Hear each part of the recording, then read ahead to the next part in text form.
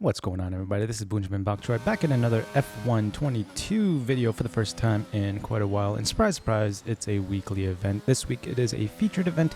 You are playing as Lance Stroll, as you can see on screen in the Aston Martin, looking to come back from P19 to P10 at Circuit Gilles Villeneuve. So this was a little bit easier than I was expecting it to be. What you're seeing on screen right now is at 105 difficulty, no assist or anything other than the obvious racing line assist that is on right now. So first things first, you don't really need to worry about, I think it's Schumacher, one of the Haas's, and Yuki Tsunoda. They both DNF at some point during the race.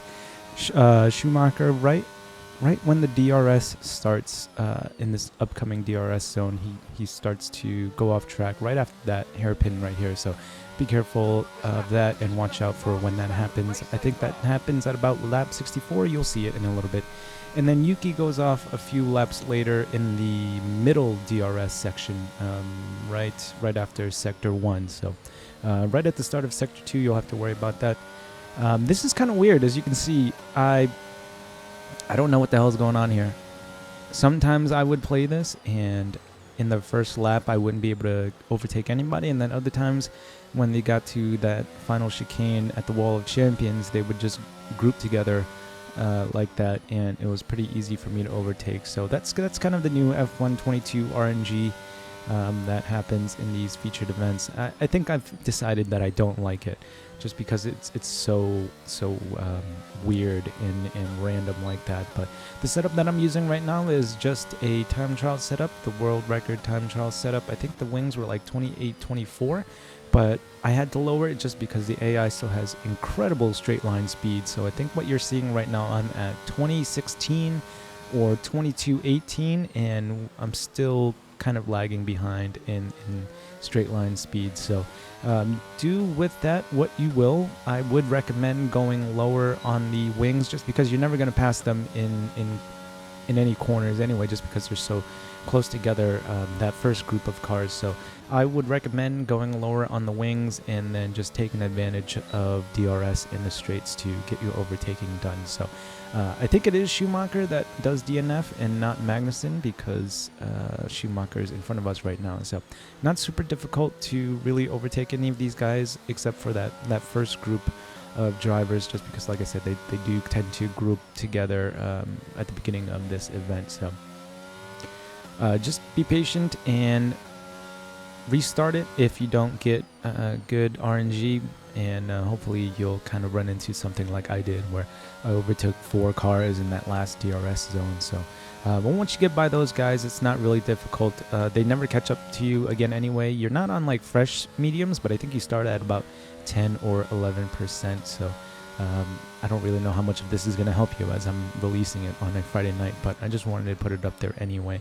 So yeah, as you can see right now, it's not really that difficult to stay close to them. And Schumacher, so it is lap 63 that he does go off on, and that's pretty much it for that. And then after that happens, Yuki goes off a few laps later, so that's one less car that you have to worry about. So right now you're P13 if you don't count Yuki, and then it's just catching up to Vettel, and then catching up to Albon, and then Ricciardo in front of them, and then just driving efficiently as possible, and then saving your battery to overtake. As like I said, even at 2016 wings, it was really difficult to keep up with them in a straight line, and it's just kind of impossible to pass in corners, just because the Aston Martin is such a shit car, and these featured events are set to realistic settings. But what I do want to talk about, other than the featured event, as it is playing on in the background, is the esports events. It just kind of got spicy. I don't know how many of you guys actually watched the F1 Esports events, but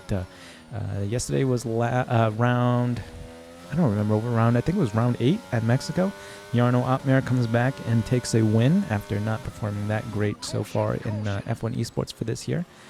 He is at, I think, like 80 points, but he's still quite a ways away from the leaders, as the leaders, I think, are in like the 120s. I think Lucas Blakely, as of right now, right after qualifying at Coda, is in the lead. So let me check real quick to see where he's at.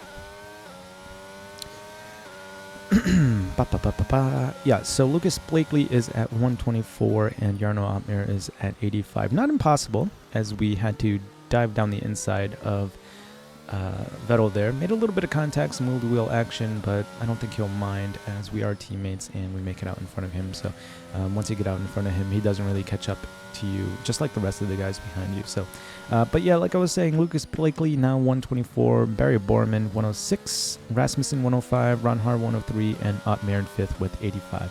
And the incident that I want to talk about was the little dive down the inside on Rasmussen to Ronhar. I'm sure by now, if you do follow F1 Esports, you've probably seen that replay like a whole bunch of times. Now, I'm not trying to defend Freddie here, but I do kind of want to try and play devil's advocate. If you go back and watch the Austrian round, it came down to pretty much the last 2 laps between Freddie and Thomas. And on the last lap, Thomas kind of dives it down the inside going into turn 2 and drives Freddie off wide. There's some contact there, and I think he didn't give him quite enough space, but that's kind of hard racing, if you want to call it that. And then in the Mexico race, he did kind of the same thing. Now, he didn't, I don't know, because of the camera angle, I don't know if they made contact, but Thomas does push him off wide, literally leaves him no space, and then Freddie has to go off track and picks up a penalty. Now, I don't know if he would have been able to get that penalty removed, as Thomas did kind of dive down the inside and force him out there. And even I think even Thomas was off, or 2 wheels were off the track at that point anyway, so there was no way that Freddie was going to stay on track. As you can see right here, lap 66, just getting back to the video, Yuki off to the side of the road, and he kind of stops right in the middle. So you do have to worry about that. Watch out for that when that happens. But right now it's just a matter of catching up to Albin and Ricardo, which shouldn't be too difficult. Ricardo is only 3 seconds ahead. But back to the controversy. So I think Thomas was even off track, and Freddie picked up a penalty there, and then I think one of the AlphaTauris came in, and there was a little bit more wheel banging there. So, and yeah, I don't know. I'm not trying to defend what Freddie did there. I think that was a really dumb move, especially coming from somebody who's usually as calm and collective as Freddie is. But I would probably be upset too. This is the top tier of racing. These are supposed to be the best of the best, and that's the second time now that Ronhar, a rookie, has come in, made some contact, pushed Freddie out wide, and either won the race, if you're talking at Austria, or took the position, if we're talking Mexico, and then gave Freddie a penalty. Now, if I'm Freddie, I'm thinking, screw it. If the stewards aren't going to do their job, then I'm going to do it for them. I've seen other people comment this as well, and I don't know. I'm kind of torn. I don't want to. I think retaliation is always kind of stupid, just because people are only ever going to see retaliation, the retaliation, and they don't really focus on what instigated the retaliation, and that's kind of how it goes. I don't know how many of you guys watching right now watch hockey, but in hockey, whenever there is like a penalty that's not seen, the refs always only ever see the retaliation, never the initial penalty.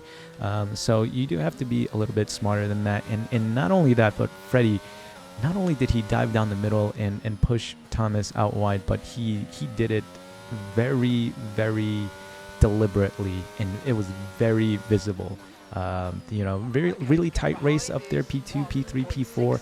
All eyes are on that battle, and he very deliberately there was no space. He went onto the grass and then pushed him out wide too. So I don't know. I think if you're going to retaliate, I think you got to retaliate a little bit smarter than that. But I can understand, this is the 3rd year in a row that Freddie is really, really close to that championship. And this is the 2nd time that Thomas Ronhar has pushed him off wide. And Freddie has lost out because of it. So if I'm Freddie, I'm thinking, like I said, if the stewards aren't going to do anything about this, if the people running this in the esports series aren't going to do anything about this, then I'm going to do it myself. If he can barge into my car and push me off track, then why the hell can I not do it back?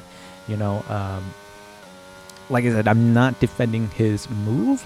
I'm trying to put myself in his shoes and kind of figure out what was going through his mind, because like I said, he's usually pretty calm and cool and collected, and you never see anything like that from him. Even when he wins in a close win, there's no emotion on his face. If he loses in a close loss, you know, if he finishes P2 by a few tenths, no emotion on his face at all, no reaction. So it was really surprising that out of all the people on track to do something like that, it was Freddy. Now, I don't know. He could have had something go wrong with his steering wheel.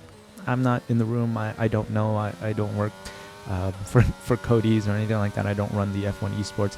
Who knows? But it did look pretty deliberate, and yeah, I don't know. I don't know what to say. Ronhar is a really good driver. I think he's a little bit aggressive. He's made quite a bit of contact with other drivers as well. But you know, it's F1 Esports. You know, you're racing for money, so it can kind of understand that. And damage, I think, is set to regular, because nobody ever seems to get any damage when they race like that. I race on simulation damage, and the slightest little tap will give me damage to the front wing. So I don't know. I think they must race on normal damage or regular damage, not simulation, because I feel like more people would be replacing their front wings if they were racing in simulation damage. But I think that's one way to correct this kind of hard racing, is just set it to simulation damage. People will think twice about diving it down the inside and kind of forcing somebody off and making some wheel-to-wheel contact or wing-to-wing contact there. But yeah, I don't know. Freddy gets a 10 grid place, or 10 Jesus Christ, 10 place grid penalty is what I'm trying to say. I had a whole bunch of Mountain Dew kickstart today, guys, so I apologize. At Coda, I think he qualified P3 or P4, so he'll be starting in the lower half of the race, and it kind of sucks for him because he's in third right now in the championship standings, and only 19 points behind Lucas Blakely, who didn't have a good qualifying at Coda either. I think it was either Barry or I think Barry Borman qualified on pole, and Ron Hart qualified P2 as we finish out our featured events. So, yeah, that move, I think, just cost him the championship. You know, he would have started, I think, P4 or P3 had he not had that grid penalty, and now he's starting in the lower half of the grid. So that kind of sucks for Freddy. Kind of tough to see, and you don't really want to see that stuff happening, especially at the pinnacle of F1 Esports. But like I said, I can kind of understand what was going on in his head. I don't want to defend his actions, but I do think that Cody's or Formula One, or whoever is running this F1 Esports thing, do kind of need to clamp down a little bit on the hard racing, as I don't know, it just seems like there's way more contact than necessary, and I can kind of understand what was going through Freddy's mind, even though I don't defend what he did. I think retaliating to that degree, it just makes everybody look bad. So that's my thoughts on it. I don't know if you guys have seen it. Definitely look it up. Let me know what your thoughts on it are. And we finish this weekly event, this featured event. I really enjoyed it. I haven't played this game quite consistently in the last few weeks, but we do well enough at 105 difficulty to get 412,000 points, which I think was good enough for the high 50s. I think it's 56. So yeah, let me know what you guys think about this featured event, and let me know what you guys think about the Rasmussen Ronhart incident. Stay tuned for more. If you think I've earned it, please leave a like, comment, or subscribe. Remember to eat your bok choy, and I'll see you guys in the next one.